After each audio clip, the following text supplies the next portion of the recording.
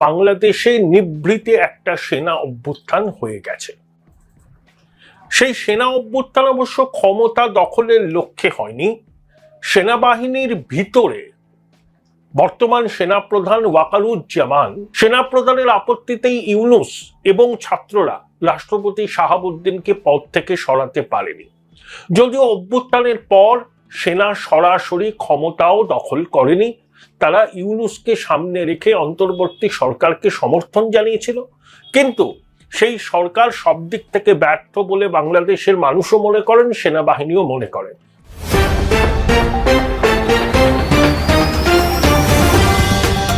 অবশেষে একই ঘোষণা দিল জাতিসংঘের মহাসচিব। আওয়ামী লীগের কপাল খুলে গেছে। এইদিকে ডক্টর ইউনূস এবং সমন্বয়করা মহাবিপদে পড়ে গেছে। ডক্টর ইউনূসকে কঠিন হুঙ্কার দিয়েছেন সেনাপ্রধান। বিস্তারিত জানতে ভিডিওগুলো সম্পূর্ণ দেখতে থাকুন। খুব শীঘ্রই বাংলাদেশের প্রধানমন্ত্রী হিসেবে দেশে ফিরছেন শেখ হাসিনা। বিস্তারিত জানাচ্ছেন আরিফ হাসান। আইনশৃঙ্খলা পরিস্থিতি নিয়ে পুলিশের 127 উচ্চ পদস্থ কর্মকর্তার সঙ্গে আজ বিশেষ বৈঠকে বসবেন প্রধান উপদেষ্টা ডক্টর মোহাম্মদ ইউনূস। আওয়ামী লীগের একটা বিশাল বড় একটা শ্রেণী পলাই গেছে না, আগামীতে কখনো পরিবর্তন হলে এই শামীম ওসমানী সবার আগে আসবে, খেলা হবে। আমরা যখন গলা ধাক্কা দিয়ে ডক্টর ইউনূসকে বাংলাদেশের রাষ্ট্রীয় ক্ষমতা থেকে সরিয়ে দিয়ে নতুনভাবে নির্বাচন করে রাষ্ট্রীয় ক্ষমতা আসতে চাচ্ছি, তখন ইউনূসকে হাতছানি দিয়ে ডাকছে জাতিসংঘের মহাসচিব হওয়ার জন্য। থলে বিড়াল বের হয়ে আসতে শুরু করেছে। জাতিসংঘের মহাসচিব অ্যান্টোনিও গুতেরেস কেন, কি উদ্দেশ্যে, কোন এজেন্ডা নিয়ে মহা ধুমধামের সঙ্গে বাংলাদেশের 4 দিন। গাইস, এতক্ষণ দেখলেন ভিডিওর শিরোনাম আর এখন দেখবেন বিস্তারিত। তো বন্ধুরা, ইতিমধ্যে আপনারা ভিডিওর শিরোনাম দেখে কিন্তু বুঝতেই পারছেন আজকের ভিডিওটা কতটা গুরুত্বপূর্ণ। দয়া করে কেউ স্কিপ করবেন না। যদিও বর্তমান বাংলাদেশের রাজনীতির অবস্থা বিশাল ভয়াবহ, আপনারা ভিডিও স্কিপ করে দেখলে খবরের কিছুই বুঝতে পারবেন না। যাই হোক বন্ধুরা, আজকের খবর নিয়ে আমরা পর্যালোচনা এবং তদন্ত করে বেশ কয়েকটি খুবই গুরুত্বপূর্ণ তথ্য এবং ভিডিও ফুটেজ পাই, যা আজকের ভিডিওতে সেগুলোই এক এক করে ধারাবাহিক তুলে ধরবো। যদিও আজকের ভিডিওটা কিছুটা বড় হতে পারে, তবে আজকের ভিডিওতে জানতে পারবেন এমন কিছু অজানা গোপন তথ্য যা জানলে আপনিও ইতিমধ্যে অবাক হতে বাধ্য। সেই সাথে আরো জানতে পারবেন বর্তমান বাংলাদেশের রাজনীতির প্রেক্ষাপট আসলে কোন দিকে যাচ্ছে। বন্ধুরা চলুন, ভিডিওতে আজকে আর বেশি কথা বাড়াবো না, সরাসরি আজকে আমরা চলে যাব মূল ভিডিওতে, আর সেখানে দেখবো আজকের ভিডিওর বিস্তারিত। একটা সেনা অভ্যুত্থান গোপনে হয়ে গেল বাংলাদেশে। বিগত 2-1 দিন ধরে সমাজ মাধ্যমে, যারা বাংলাদেশে সমাজ মাধ্যমে সক্রিয় তারা, আমাদের ভারতবর্ষের যারা সমাজ মাধ্যমে সক্রিয় তারা, এবং 2-1টি জায়গাতে একটা প্রশ্ন চিহ্ন দিয়ে এই খবরটা প্রকাশিত হয়েছে, আলোচনা হচ্ছে যে বাংলাদেশে নিভৃতে একটা সেনা অভ্যুত্থান হয়ে গেছে। সেই সেনা অভ্যুত্থান অবশ্য ক্ষমতা দখলের লক্ষ্যে হয়নি। সেনাবাহিনীর ভিতরে বর্তমান সেনাপ্রধান ওয়াকারুজ্জামান নিজের পাকার অনেকটা মজবুত করেছেন। বাংলাদেশের সেনাপ্রধান রাওয়া কনভেনশন হলে কতগুলো বিস্ফোরক কথা বলেছিলেন। নির্বাচনের ব্যাপারে তার সুনির্দিষ্ট মত জানিয়েছিলেন এবং ইউনূসকে বলেছিলেন যে রোড ম্যাপ জানাতে, এবং তিনি ইউনূসকে প্রধান উপদেষ্টা ডক্টর ইউনূস বলেননি, বলেছিলেন ডক্টর ইউনূস। কার্যত তুচ্ছ তাচ্ছিল্য করেছিলেন সেনা প্রধান উপদেষ্টাকে, কারণ সেনা প্রধান বুঝে গেছেন যে ইউনূস বাংলাদেশে নির্বাচন করাতে চায় না। ইউনূস যখন জাতিসংঘের অধিবেশনে যোগ দিতে আমেরিকা গেছিলেন, তখনই সেনাপ্রধান রয়টার্সকে দেয়া সাক্ষাৎকারে নির্বাচনের টাইম ফ্রেম সম্পর্কে তার মতামত জানিয়েছিলেন, এবং সেনাপ্রধান অভ্যুত্থানের 6 মাস পূর্তিতে প্রথম আলোকে দেয়া একটা সাক্ষাৎকারে অন্তর্বর্তী সরকারের উপর তার ক্ষোভ গোপন রাখেননি। এবং সেনাপ্রধান যে একটা আলাদা ক্ষমতার উৎস, সেটা কিন্তু বারবার দর্থহীন ভাষায় তিনি জানিয়ে দিয়েছেন। সেনাপ্রধানের আপত্তিতেই ইউনূস এবং ছাত্ররা রাষ্ট্রপতি শাহাবুদ্দিনকে পদ থেকে সরাতে পারেনি। যদিও অভ্যুত্থানের পর সেনা সরাসরি ক্ষমতাও দখল করেনি, তারা ইউনূসকে সামনে রেখে অন্তর্বর্তী সরকারকে সমর্থন জানিয়েছিল, কিন্তু সেই সরকার সব দিক থেকে ব্যর্থ বলে বাংলাদেশের মানুষও মনে করেন, সেনাবাহিনীও মনে করেন, এবং পারস্পরিক ঝগড়া কাদা ছোড়াছুড়ি বন্ধ না হলে দেশের সার্বভৌমত্ব যে বিপন্ন হতে পারে সেটাও বলেছিলেন, এবং বলেছিলেন যে আমাকে সেই পথে যেতে বাধ্য করবেন না, আপনাদের আগেই সতর্ক করে দিচ্ছি। সেই পথ মানে সেনাপ্রধান ইঙ্গিত করেছিলেন সামরিক শাসনের। তারপর সেনাপ্রধান মধ্য আফ্রিকায় গিয়েছিলেন, যেখানে বাংলাদেশের শান্তিরক্ষী বাহিনী আছে, সেখানে একটা কমিউনিটি ক্লিনিক উদ্বোধন করে তিনি দেশে ফিরেছেন। এখান থেকেই জল্পনার সূত্রপাত। সেনাপ্রধান কিন্তু ঢাকার শাহজালাল আন্তর্জাতিক বিমানবন্দরে তার বিমান নিয়ে নামেননি, তিনি তেজগাঁওয়ে নেমেছিলেন। কেন হঠাৎ শাহজালাল আন্তর্জাতিক বিমানবন্দর সেনাপ্রধান এড়িয়ে গিয়ে তেজগাঁওতে নামলেন, এই প্রশ্নটাই উঠছে। তাহলে কি একটা পরিকল্পনা ছিল সেনাপ্রধান শাহজালাল আন্তর্জাতিক বিমানবন্দরে নামার সঙ্গে সঙ্গেই তার বিরুদ্ধে ইউনূস পদক্ষেপ নিতে পারেন? সেটা আঁচ করেই তিনি তেজগাঁও বিমানবন্দরে নেমেছিলেন, যেটা সেনাপ্রধান মনে করেছিলেন তার পক্ষে অধিকতর সুরক্ষিত। 2, ভারতীয় সংবাদ মাধ্যমে লেখা হচ্ছে লেফটেন্যান্ট জেনারেল ফাইজুর রহমান, যিনি বর্তমানে ডিজিএফআই এর সর্বাধিনায়ক, ইউনূস তাকে করেছেন, ঘোষিত পাকিস্তানপন্থী আইএসআই এর সঙ্গে ঘনিষ্ঠ যোগাযোগ আছে। এই লেফটেন্যান্ট জেনারেলের নির্দেশে মানে নেতৃত্বে বেশ কয়েকজন সেনাকর্তা ইসলামাবাদ, রাওয়ালপিন্ডি গেছিলেন, পাক সেনাপ্রধান আসিম মুনিরের সঙ্গে দেখা করেন, বেশ কয়েকদিন ছিলেন, রাওয়ালপিন্ডিতে সেনা সদরে যান, ইসলামাবাদে যান। তারপরেই আমরা দেখি আইএসআই এর ডিজি বাংলাদেশে এলেন, রেড কার্পেট বিছিয়ে তাকে অভ্যর্থনা জানানো হলো। জসিমউদ্দিন রহমানি আন্তর্জাতিক সন্ত্রাসবাদী, তার সঙ্গে রংপুরে গিয়ে মিটিংও করলেন, এবং লালমনিরহাট যেখানে বাংলাদেশ বিমান বাহিনীর একটা পরিত্যক্ত এয়ার স্ট্রিপ আছে সেটাকে রিনোভেট করার পরিকল্পনাও হচ্ছে। এখন এই লেফটেন্যান্ট জেনারেল ফাইজুর রহমান বর্তমান সেনাপ্রধান ওয়াকারুজ্জামানকে অপসারণ করতে চান।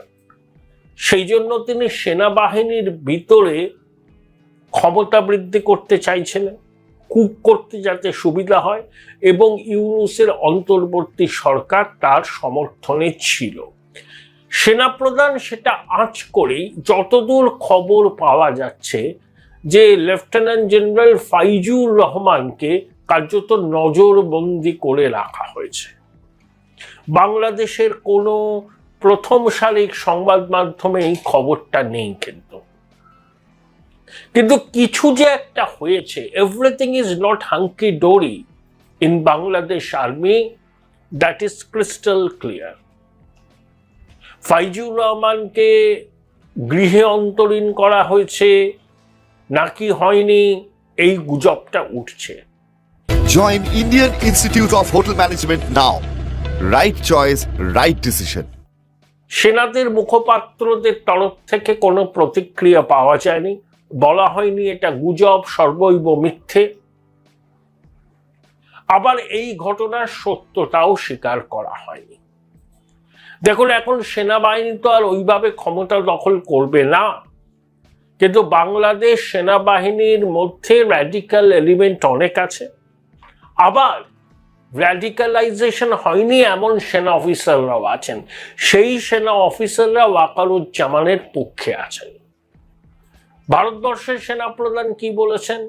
যে বাংলাদেশে সেনাবাহিনীর সঙ্গে তাদের যোগাযোগ আছে, সম্পর্ক ভালো।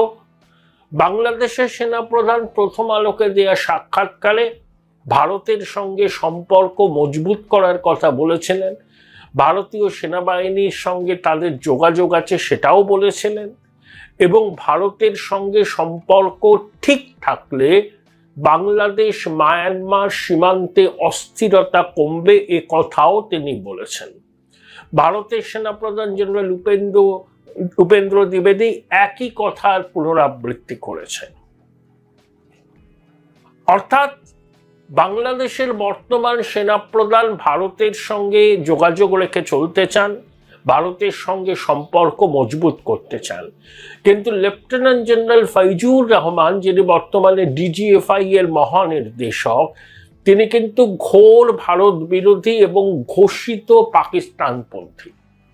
তিনি পাকিস্তানের সঙ্গে দহরম মহরম সম্পর্ক চান। এটা সেনাবাহিনীর অনেকেই মানতে পারছে না। আবার সেনাবাহিনীর মধ্যে যে র্যাডিক্যালাইজড অংশটা আছে, যারা জামাত অনুসারী, তারা ফৈজুর রহমানের পক্ষেই আছেন এবং তারা ওয়াকারুজ্জামানের অপসারণ চাইছেন। এইটা আঁচ করেই সম্ভবত ওয়াকারুজ্জামান সেনাবাহিনীর মধ্যে কিছু পদক্ষেপ করেছেন, যাতে এই ধরনের চেষ্টা অঙ্কুরেই বিনষ্ট করা যায়। দেখুন, বাংলাদেশের সেনাবাহিনী ইউনূস সরকারকে সমর্থন করছে, এখনো করছে, কিন্তু সেনাবাহিনী একটা জিনিস বুঝছে যে তারা ম্যাজিস্ট্রেসি পাওয়ার নিয়েছে, আইন শৃঙ্খলা রক্ষার কাজে তারা আছে, কিন্তু পরিস্থিতির কোনো পরিবর্তন হয়নি। বাংলাদেশ নরক দেশ, ধর্ষণের দেশ হিসাবে পরিণত হয়েছে। ঢাকা বিশ্ববিদ্যালয়ের ছাত্রছাত্রীরা লাঠি সোটা নিয়ে পথে নেমেছেন ধর্ষণকারীদের বিচার চাইতে। স্বরাষ্ট্র উপদেষ্টা এখন মুখ বন্ধ করে আছেন। একবার মধ্যরাতে সাংবাদিক বৈঠক করলেন, সবাই ভেবেছিল বিরাট কিছু হবে, হয় তিনি পদত্যাগ করবেন, কিন্তু সেসব তিনি কিছু করেননি। তিনি বলছেন যে ধর্ষণকারীদের বিচার হবে। কার্যত আইন শৃঙ্খলা পরিস্থিতি বলে বাংলাদেশে কিছু নেই। আবার ভলকার তুর্ক, যিনি রাষ্ট্রপুঞ্জের মানবাধিকার কমিশনের চেয়ারম্যান, তিনি বলেছেন বিবিসি ওয়ার্ল্ডকে দেওয়া সাক্ষাৎকারে যে বাংলাদেশ সেনাবাহিনীকে তারা হুমকি দিয়েছিলেন যে গণ অভ্যুত্থানের সময় বাংলাদেশের সেনাবাহিনী অভ্যুত্থানকারীদের বিরুদ্ধে যদি বল প্রয়োগ করে, তাহলে রাষ্ট্রপুঞ্জে শান্তিরক্ষা বাহিনীতে যোগদানের বিষয়টি চিরকালের জন্য বাংলাদেশ সেনাবাহিনীর জন্য বন্ধ হয়ে যাবে। দেখুন, মোটা টাকার বেতন এবং আনুষঙ্গিক সুযোগ সুবিধার জন্য বাংলাদেশের সেনাবাহিনীর মধ্যে ওই রাষ্ট্রপুঞ্জের শান্তিরক্ষা বাহিনীতে যোগদানের বিপুল আগ্রহ আছে, কিন্তু অভ্যুত্থানকারীদের উপর সেনাবাহিনী যদি বল প্রয়োগ করতে হতাহত হতো।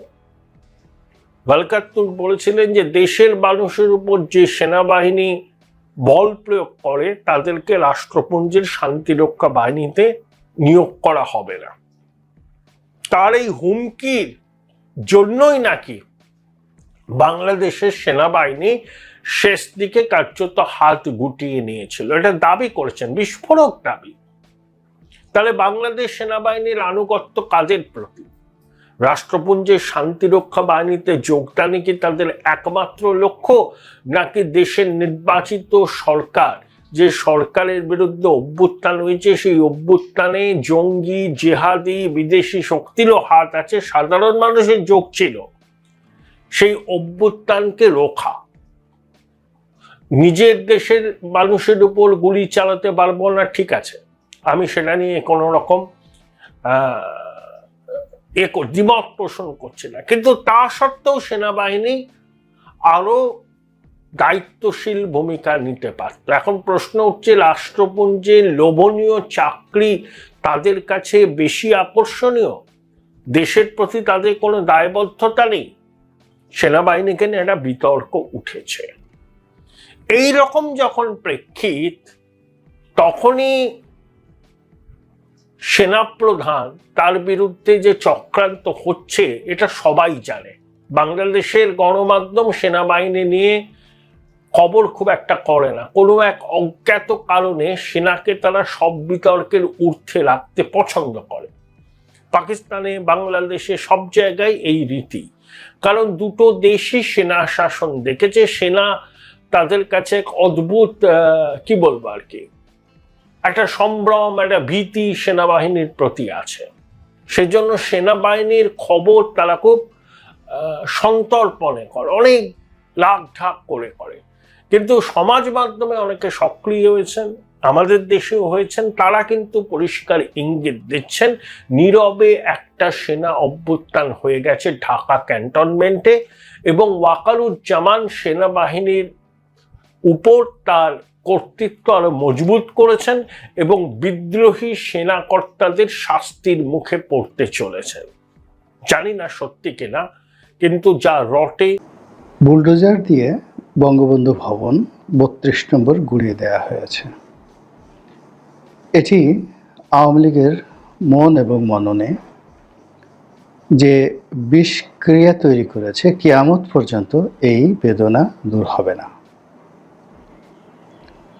এবং এই ঘটনা আওয়ামী লীগের মনের মধ্যে যে ভীতির সঞ্চার করেছে,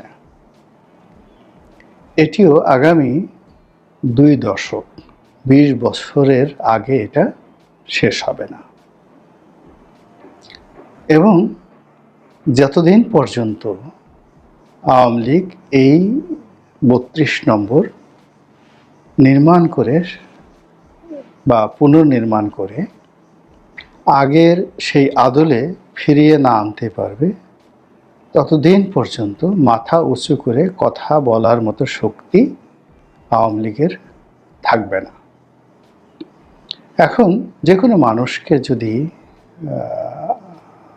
আওয়ামী লীগের যে কোনো মানুষকে যদি প্রশ্ন করা হয় বা তাদেরকে যদি ব্লেম করা হয় যে এত বড় বড় কথা বলছো, বঙ্গবন্ধুর মূর্তি ভেঙে ফেলা হলো, মাথার খুলিতে পেশাব করা হলো, তোমরা কি করেছো? মাথা নিচু করে থাকতে হবে।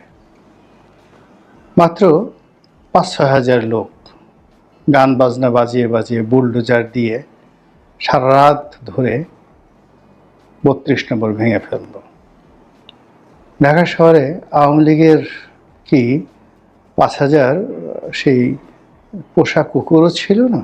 পোষা কুকুর বলতে মানে মালিক যারা আওয়ামী লীগ করেন, অনেক ধনী লোক ঢাকা শহরে, তাদের বাসায় তো অনেকেই বিড়াল পোষেন, তারপরে কুকুর পোষেন। তো এরকম ঢাকা শহরে অন্তত পক্ষে 1 লাখ পোষা কুকুর রয়েছে। আওয়ামী লীগের যারা নেতাকর্মী তারা তাদের প্রতিপক্ষকে ভয় দেখানোর জন্য এইরকম দামি দামি কুকুর পোষেন। অনেকের বাড়িতে 2-3টে করে কুকুর রয়েছে।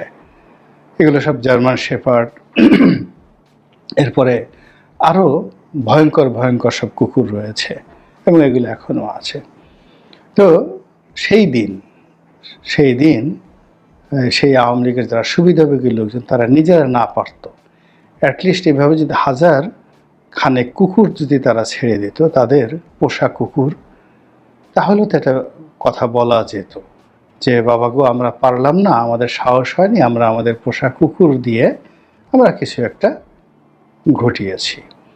কেউ যদি সেখানে এসে দাঁড়িয়ে একটু থুথু ফেলতেন, অন্য কিছু করতেন, একটু কান্নাকাটিও তো করতে পারতেন। দূরে দাঁড়িয়ে দাঁড়িয়ে দেখা যাচ্ছে যে নিরাপদ দূরত্বে দাঁড়িয়ে তিনি কাঁদছেন, আহা ভবনটা ভাঙা হচ্ছে। তো সেই কাঁদতে গিয়ে তার ধরা যেন তিনি না খান, এর জন্য আবার সেই নিজে নিজে ছবি তুলে সেগুলো আবার ফেসবুকে দিতেন যে বঙ্গবন্ধুর বাড়ির ভাঙা সেই দৃশ্য দেখে আমি অশ্রু বিসর্জন করেছি। তো এটা করতে পারতেন। বঙ্গবন্ধু ভবনের আশেপাশে অনেকগুলো উঁচুতলা ভবন ছিল, যেখান থেকে এইভাবে নিরাপদে দৃশ্য ধারণ করা যেত এবং তারা যে হাউমাউ করে কান্নাকাটি করছে, এমনকি গালাগালি করছে, একই করলেই তোদেরকে দেখে দেবো, ছেড়ে দেবো, এই কাজগুলো কিন্তু তারা করেননি। ফলে যারা বুলডোজার চালিয়েছেন তারা এখনো পর্যন্ত মনের আনন্দে বগল বাজাচ্ছেন যে তারা মহাকালের একটা বিরাট সফল কাজ করে ফেলেছেন। ফলে আওয়ামী লীগের সহায় সম্পত্তি এখন তাদের কাছে গনিমতের মাল। সেটা আওয়ামী লীগের নেতা হোক, কর্মী হোক, নেতাকর্মীর স্ত্রী পুত্র সন্তান হোক, ধনসম্পত্তি হোক, তাদের গরু ছাগল মহিষ ভেড়া যা কিছু হোক না কেন, এই 32 নম্বর ভাঙার পর এটি রীতিমতো গনিমতের মালে পরিণত হয়েছে।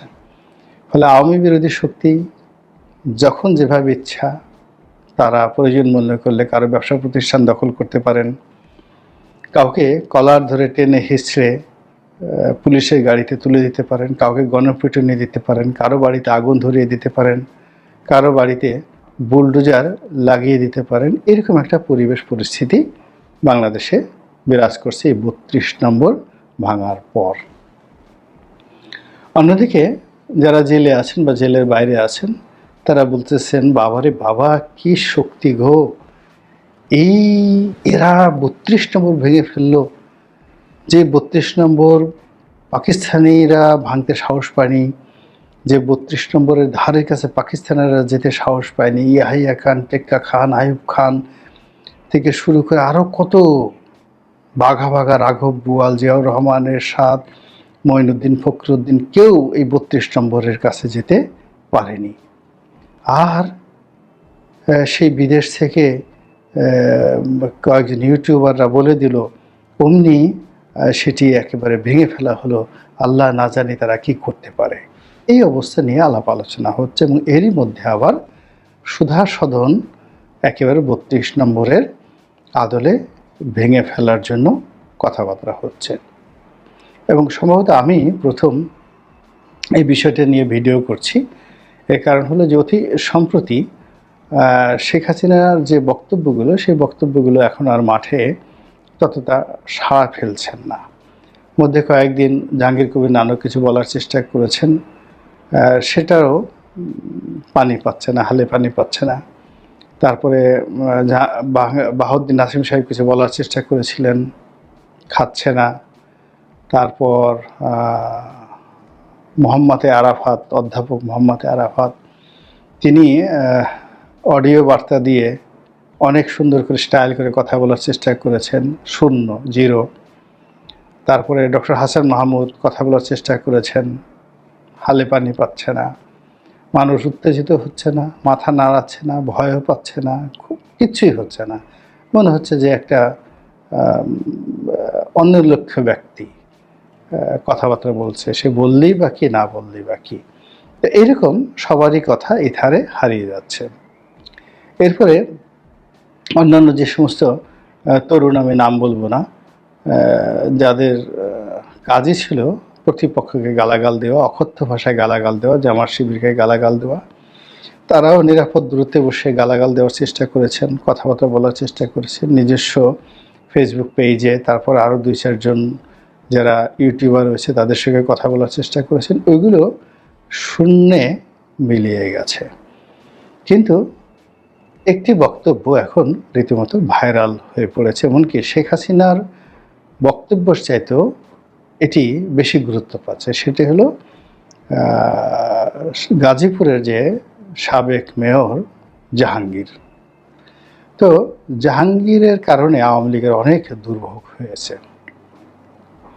আবার আওয়ামী লীগের কারণে জাহাঙ্গীরের অনেক দুর্ভোগ হয়েছে। জাহাঙ্গীর ছাত্রলীগ করতে আমাদের ছোট ভাইয়ের মতো মানুষ, খুবই ভালো ব্যবহার, চমৎকার ভালো ব্যবহার, এবং আমাদের দেশে যেটি চায় পিঠে হাত বুলানো, তারপর শেষে মানুষের সাথে সুসম্পর্ক স্থাপন করা। বিএনপি, জামাত, আওয়ামী লীগ সবার সাথে সে একটা সম্পর্ক মেনটেন করত।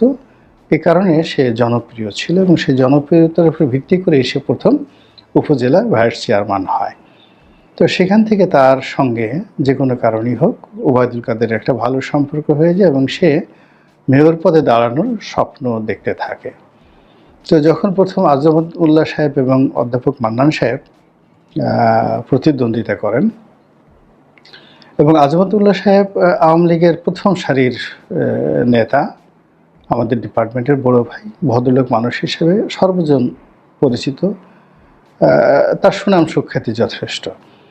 কিন্তু প্রান্তিক লেভেলে জাহাঙ্গীরের যে জনপ্রিয়তা, তরুণদের মধ্যে যোগাযোগ, সেটি আজমতুল্লাহ সাহেবের নেই। ফলে জাহাঙ্গীর ওই বছর প্রার্থী হতে পারেনি, কিন্তু তাকে নিয়ে ওই বছরই কিন্তু আলোচনা শুরু হয়। এবং জাহাঙ্গীর যে কোনো কারণে হোক, কৌশল করে হোক বা ব্যবসা বাণিজ্য করে হোক, চাঁদাবাজি করে হোক, জমির দালালি করে হোক, সে যখন উপজেলা চেয়ারম্যান ছিল, অভিনব কায়দায় সে যথেষ্ট অর্থবিত্তের মালিক হয়ে যায়। আমি তার যারা কলিগ তাদের কাছে জিজ্ঞাসা করেছিলাম যে কীভাবে এই সমস্ত টাকা পয়সার মালিক হলো।